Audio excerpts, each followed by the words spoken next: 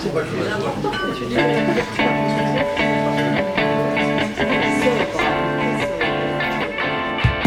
a sailor, staring at the sea, like a tailor, turning both as my mind is in love with a belly gun. Like a bachelor, waiting for the girl I want to see, the sun weathers and fall into the wave. I want to feel the wind blow into my head.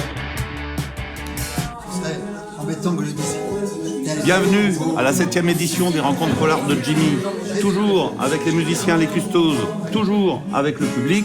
Ce soir, nous recevons une auteure, Christine Desrousseaux, et deux représentantes de Salon Polar, Clémence Barbier et Élodie Lemaire. On va démarrer par l'interview tête d'affiche avec Christine Desrousseaux. I do not Bonsoir Christine. Bonsoir Jimmy. On va parler de ton dernier roman, En attendant la neige, donc paru aux éditions Calman Nelly. Ouais. Et moi j'ai une première question au sujet du travail de l'écrivaine. C'est-à-dire moi j'ai eu le privilège de lire le manuscrit achevé il y a quelques mois. Et quand j'ai lu ton roman, je trouvais qu'il y avait quand même pas mal de modifications dans la deuxième partie. Alors Christine, qu'est-ce qui s'est passé ? Il s'est passé que j'ai présenté ce livre à une éditrice qui l'a lu avec beaucoup d'attention et elle était gênée par par la seconde partie du roman et moi aussi, à vrai dire. Donc je me suis dit bon, voilà, et dans ce cas-là, il faut retravailler, il faut pas hésiter, il faut mettre à la poubelle une bonne partie de ce qui a déjà été écrit et puis se remettre au travail. Donc ça c'est un vrai travail d'éditeur. Oui, Hein, oui. Qui t'a permis de remodeler un peu ton roman. C'est-à-dire que intuitivement, je sentais bien que il y avait peut-être une faiblesse dans la première mouture, mais de travailler avec le regard d'un éditeur qui permet d'approfondir la question, c'est très très bien. Ça confirme. Ça confirme. Et c'est important. Alors, ta couverture, en plus quand on retire le bandeau, elle est très sobre. Oui. Alors il y a un bandeau qui, donc un personnage dans une forêt. Alors, à première vue, on se dit tiens, c'est très tranquille. Mais à deuxième vue, qu'est-ce qu'on se dit ? C'est un peu froid, c'est brumeux, c'est un peu inquiétant quand même. Moi, mon explication pour cette image, je sens quand même une inquiétude vers quoi va ce personnage, où il se rend. C'est faussement paisible. Est-ce que tu es d'accord avec ça ? Oui, tout à fait. Bon, comme l'est ton roman. Hein ? Est-ce que donc c'est pas la tranquillité que va chercher Vera, ton personnage, dans les montagnes ? En fait, Vera, il faut savoir qu'il lui est arrivé quelque chose d'assez terrible tout récemment. Quand commence le livre, elle a eu un accident de voiture gravissime. Elle a été blessée physiquement, mais aussi psychiquement. Elle a des séquelles de cet accident. Et puis surtout, au cours de cet accident, sa mère a perdu la vie. Or, c'était Vera, la conductrice.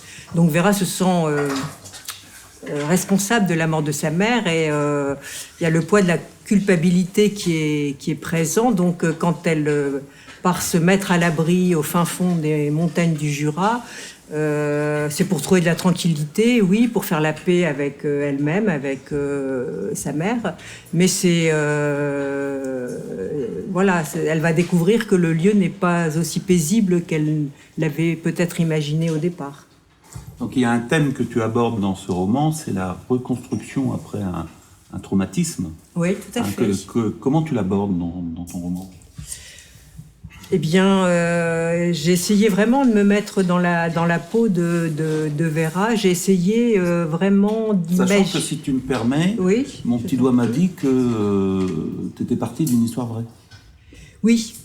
C'est-à-dire qu'il y a très longtemps, j'ai rencontré une jeune fille qui avait vécu cette expérience terrible de perdre sa mère dans un accident de voiture, alors même qu'elle conduisait.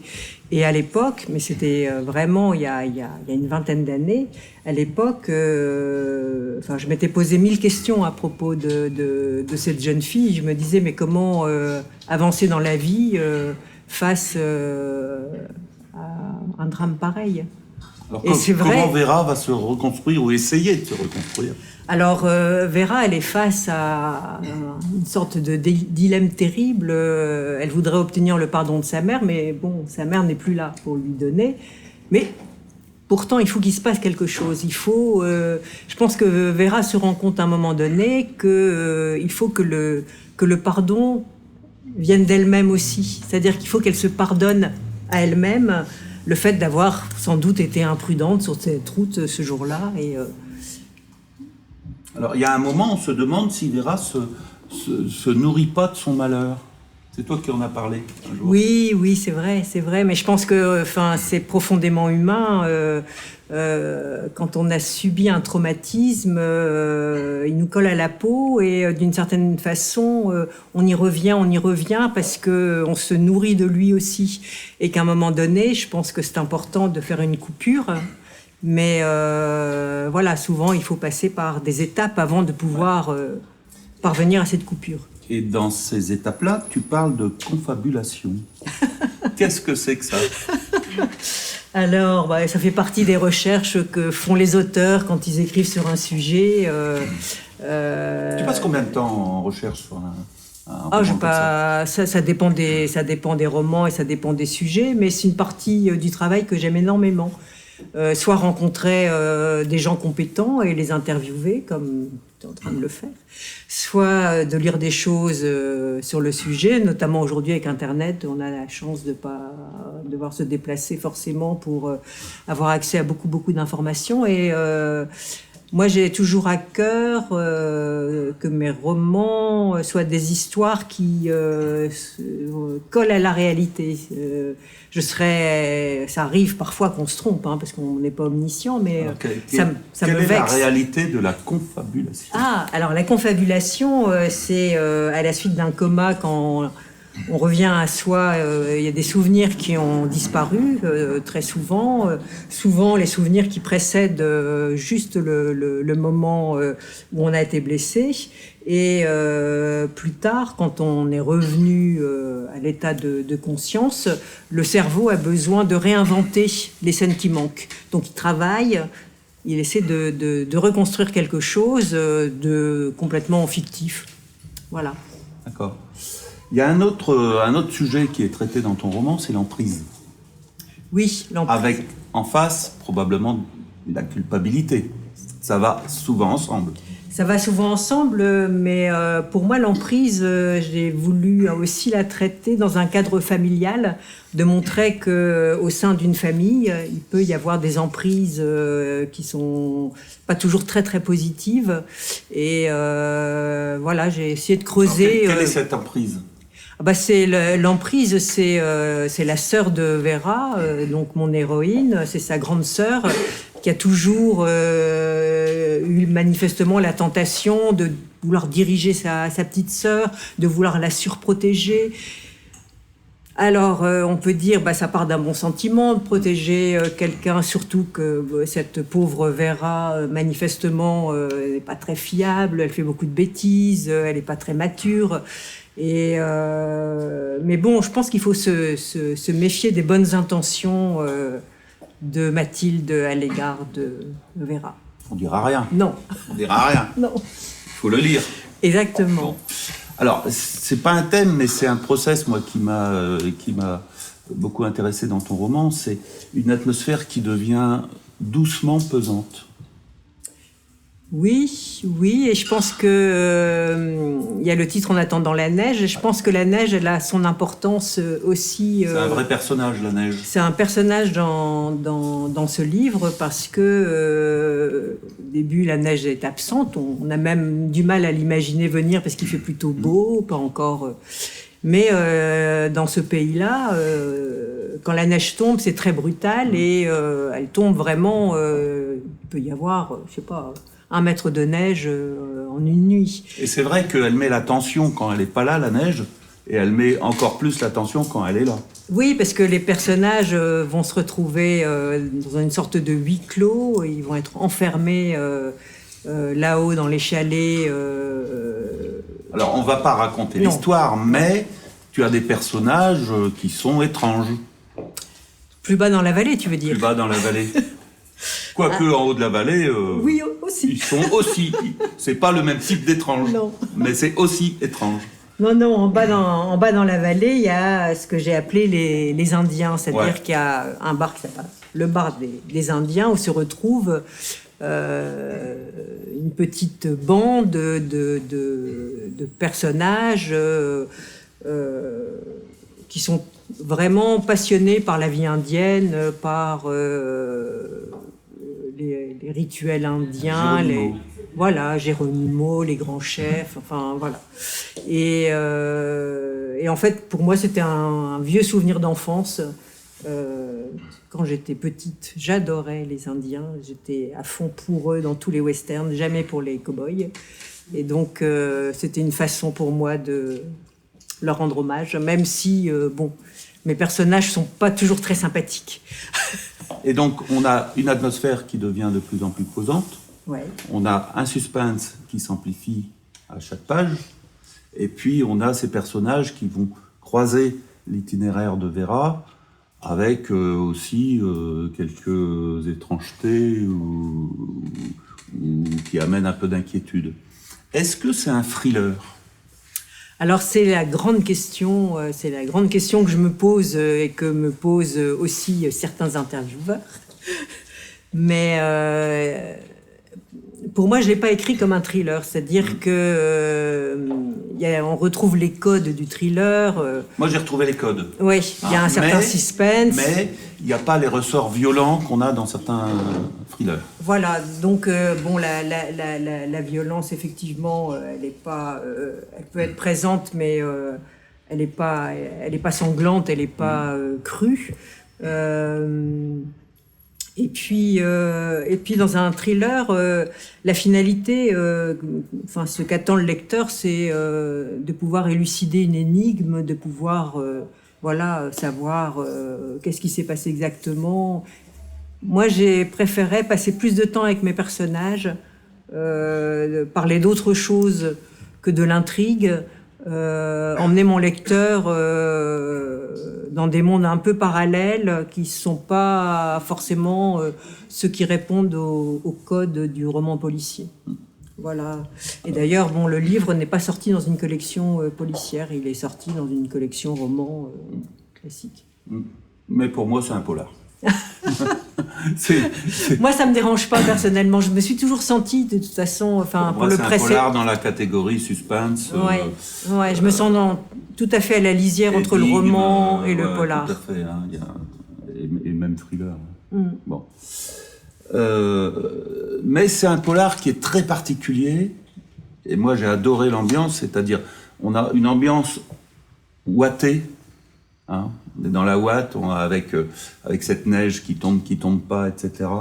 On a un suspense qui est parfaitement maîtrisé, une tension qui est distillée comme ça par petites doses, et on arrive à la fin forcément à un final qui surprend. Bravo, hein, c'est une très belle intrigue, Merci. très bien écrite. C'est vraiment du cousu humain. Moi, j'ai adoré ce roman. Donc, En attendant la neige, donc aux éditions Calman Levy. Et puis, il y a quelqu'un qui voudrait t'en parler. Ah bon ?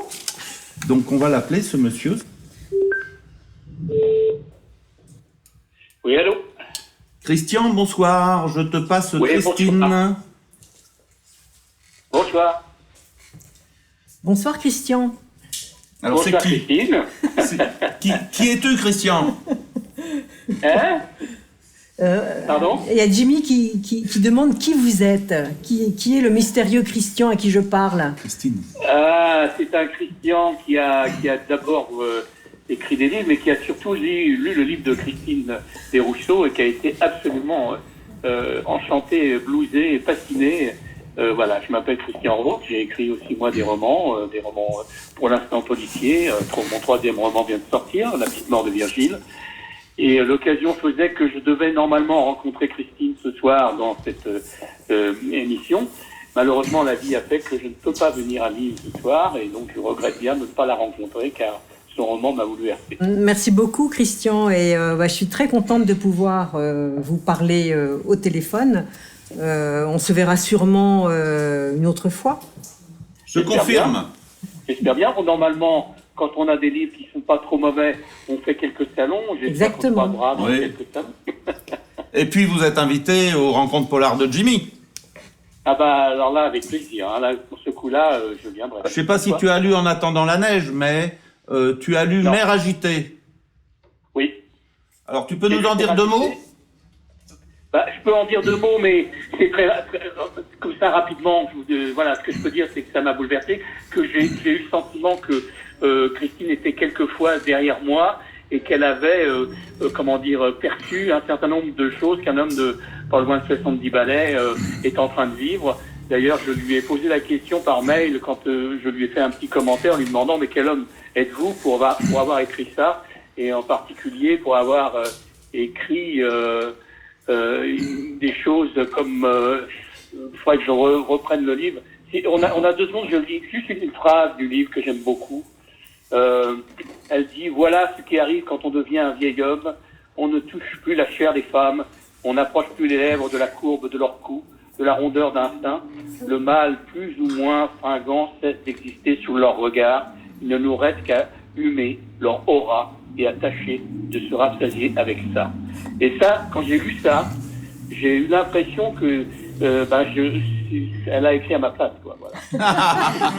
Ok Christian, merci beaucoup. Merci, Christian. Et puis ça sera avec plaisir qu'on va t'inviter à une prochaine émission. Bonne émission à vous. Merci. Et je vous souhaite plein de lecteurs. Merci Christian Roth. Merci, Au à revoir. bientôt, Christian. En effet, il y a une tonalité, Christine Desrousseaux, dans les romans.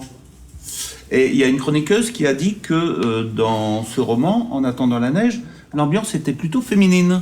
Oui, parce que effectivement, mon héroïne est une jeune femme et c'est un roman où elle parle à la première personne. Donc c'est vrai que voilà, on entre de plein pied avec une voix féminine. Oui, il y a un ton qui est plutôt doux, un ton qui est plutôt mélancolique aussi, parfois. Oui, certainement. Et puis sur la 4e de couve, il y a des caractéristiques qui ont été écrites, donc validées par ton éditeur. Donc il y a la fluidité, Oui, certes, c'est vrai. Passionnant, je confirme. s'ils le disent. Intelligent. Pourquoi la libraire, en l'occurrence, a dit que c'était un livre intelligent? Ça, il faut lui demander à elle. Moi, j'ai pas la Mais à réponse. ton avis, Hein. parce que c'est pas. Je pense que c'est peut-être la construction. Ouais. Parce que souvent on me demande, mais cette construction, est-ce que c'était vraiment conçu dès le départ de cette façon-là, et je dis que non, en fait, que c'est au fil de l'écriture que les choses se déroulent, et parfois même au cours des corrections où tout d'un coup on redéroule la fin de l'histoire autrement.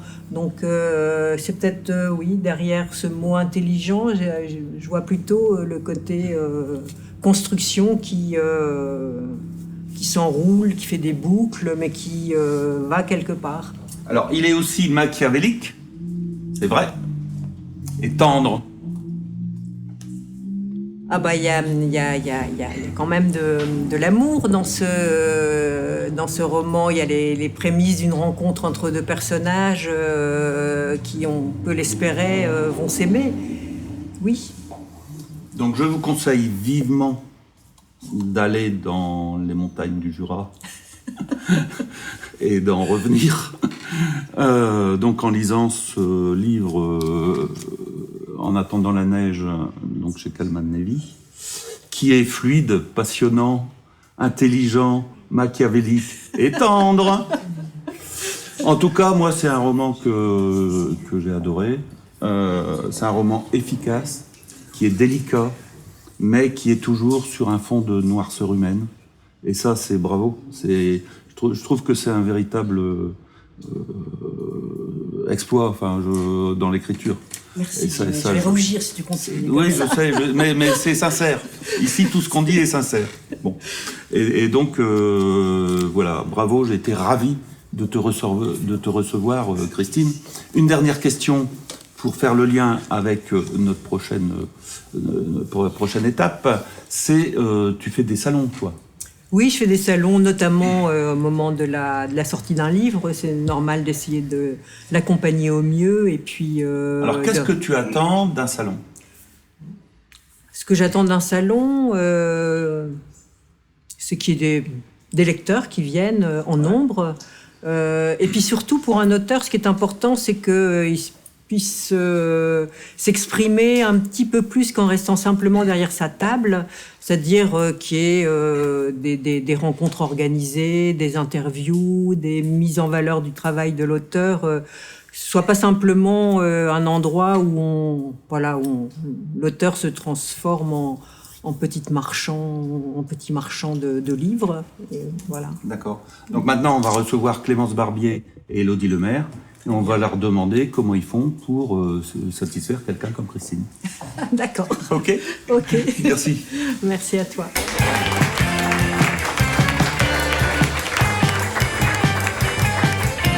Nous allons parler Salon Polar qui se développe très fortement dans la région. Moi, j'ai compté une dizaine de manifestations entre aujourd'hui, en janvier et en septembre. Et en plus, qui marche très fort. Samedi dernier, il y a eu celui de Dainville, le Salon Polar de Dainville, et où il y avait véritablement une foule en termes de lecteurs. Et c'est un salon où il a dû se vendre plusieurs milliers de romans policiers dans la journée. Et donc, ma première question à nos invités, donc Élodie et Clémence, c'est, à votre avis, pourquoi un tel engouement des salons polars? Élodie. Parce que la littérature noire, c'est quand même une littérature qui se vend très bien, avec des grands noms, comme Franck Tillier. Et puis... je pense que les salons, c'est un moment convivial où on peut rencontrer l'auteur, où on n'est plus juste derrière son livre avec un auteur inaccessible. Et une fois qu'on commence à les fréquenter, je dirais que ça devient peut-être un peu addictif. Et parce qu'il y a cette chaleur humaine entre l'auteur et le lecteur qui Ils sont est hyper particuliers, précieuse. les auteurs de polar, ou pas, Clémence? Oui, je dirais même extrêmement sympa comparé à leurs écrits. Oui, c'est vrai. Ouais, non, mais c'est... Voilà. Donc oui, ils sont très sympas et je rejoins Élodie, ça devient addictif de les fréquenter et d'ailleurs on en organise après. C'est un virus. Et donc, Clémence, tu représentes le salon polar de Lens, qui s'appelle Polar Lens, qui va faire en 2020 sa 24e édition. C'est ça. Donc c'est un grand salon, c'est le plus ancien de la région. Oui. Mais ça n'est pas qu'un salon. Non, c'est aussi des activités tout au long de l'année. Donc là, il y a une dictée assassine, il y a la nuit du serial killer avec Stéphane Bourgoin. Qui est, tu peux nous en dire deux mots de Stéphane? De Stéphane, le spécialiste des tueurs en série en France. Oui, donc il faut y aller. Il faut y aller, tout à fait. Il y a des apéros polars qui se profilent, voilà, plein d'activités tout au long de l'année, Et donc, autour du polar. allez sur le site de Polar Lens, parce qu'il y a une quinzaine d'activités tout au long de Tout au long de l'année. l'année. Et puis il y a un salon où vous allez avoir cette année 70 auteurs. C'est ça, sur le week-end, ouais, à peu près 70 auteurs. Donc il dure 2 jours, Qui dure 2 jours, 70 auteurs. tout à fait. Alors parmi ces auteurs, qui est-ce qu'il va y avoir? Jean-Marc Demetz, Certes. Viendez au salon. Franck Tillier, Olivier Norek, Barbara Abel, Jérôme Loubry, Damien Léonori, Johanna Gustafsson, et plein d'autres. Des beaux noms. Des et beaux noms. puis des régionaux. Tout à fait, pas mal de régionaux même. C'est un peu une petite nouveauté de cette année, c'est que je trouve qu'il y a beaucoup de locaux, plus que d'habitude. D'accord, ok. Donc la promotion, c'est à la fois les gens qui sont, on va dire, au niveau national et au niveau régional. Tout à fait. Voilà. Et donc, Élodie, toi, tu as organisé ton premier salon l'année dernière, En mai 2019. en mai. Donc, on va passer au deuxième. Oui. Bon, Qu'est-ce qu'il y aura au deuxième de nouveau? Alors nous, on est un bébé salon dans le monde des salons littéraires. On passe de 26 à 30 auteurs. Oui. Voilà. Il y aura toujours les 2 tables rondes qu'on avait l'année dernière, on renouvelle cette année. Il y aura un peu plus d'animation avec un petit peu plus de folie. Ah, il faut nous en dire plus. Il faut nous en dire plus. Allez, un petit... Alors, on va dire que pour une de nos animations, ça sera un peu plus en musique. D'accord, ok. Et donc c'est ça, les différents éléments de la convivialité? C'est la rencontre, c'est la musique, c'est les manifestations autour du polar, c'est ça qui fonctionne? Alors, ce que vient chercher le lecteur à la base, c'est quand même la rencontre avec l'auteur. Ça, c'est indéniable. Maintenant, je pense qu'il faut aussi que les auteurs y trouvent leur compte. C'est-à-dire, comme pouvait dire Christine Desrousseaux avant, un auteur qui signe des livres derrière sa table, c'est pas ce qu'il vient chercher dans un salon. Il vient chercher aussi une convivialité et puis des animations, pouvoir parler de son livre facilement. Et puis, cette année, on essaye aussi de mettre des animations en dehors du salon. Donc, il y aura une animation qui aura lieu la veille et il y aura une animation qui aura lieu une semaine avant, avec plus un public jeunesse, puisque ça nous tenait aussi à cœur d'inclure un public jeune dans le salon. Et parce que la littérature noire, a priori, c'est pas forcément pour les enfants, mais il y a quand même un développement à ce niveau-là, d'enquête, etc. Il y a beaucoup d'auteurs jeunesse Ouais. dans le Nord Ouais. qui écrivent des super trucs. Ok. Et donc toi, Clémence, tu organises Noir Charbon au mois de décembre. Alors, Noir Charbon, il y a une caractéristique, c'est que vous faites 1 ou 2 prix, je crois. 2 prix. Oui. Tu peux nous en dire 2 mots? Donc cette année, il y a eu 2 prix. Oui. Donc le prix découverte qui a été remporté par Lorraine Le Tournel-Lalou avec HS 7244. Il y a eu le prix Noir Charbon qui a été remporté par Solène Bakowski avec Miracle. Et on a eu un coup de cœur, on a eu du mal à se départager. Donc il y a eu un prix coup de cœur pour Johanna Gustafsson avec 100. Bien, bravo. À la dernière édition, il y avait 46 auteurs, c'est ça? Ouais. La prochaine, il y aura des modifications ou pas? Plus ou moins la même chose, sensiblement une 40aine d'auteurs. D'accord. Eh bien, allez au salon Polar, allez au salon de Clémence, allez au salon d'Élodie, les Forges Obscures, Noir Charbon. Merci, mesdames. Merci à toi. Merci à toi. Merci. Eh bien voilà, l'émission est finie. Nous, on va continuer par les rencontres et les dédicaces. On vous attend pour la prochaine. Salut à terre tous.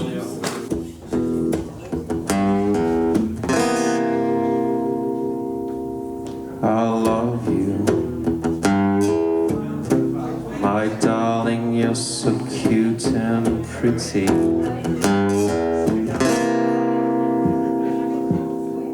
My baby is coming and I'm not ready.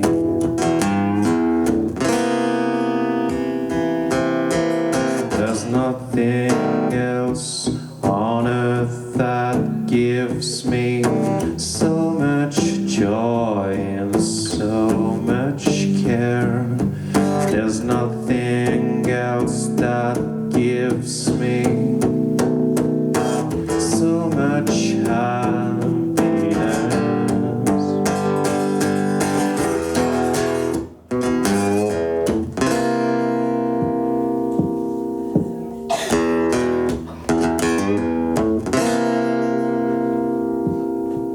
I need you and your baby bump too. My baby is coming and I'm not ready.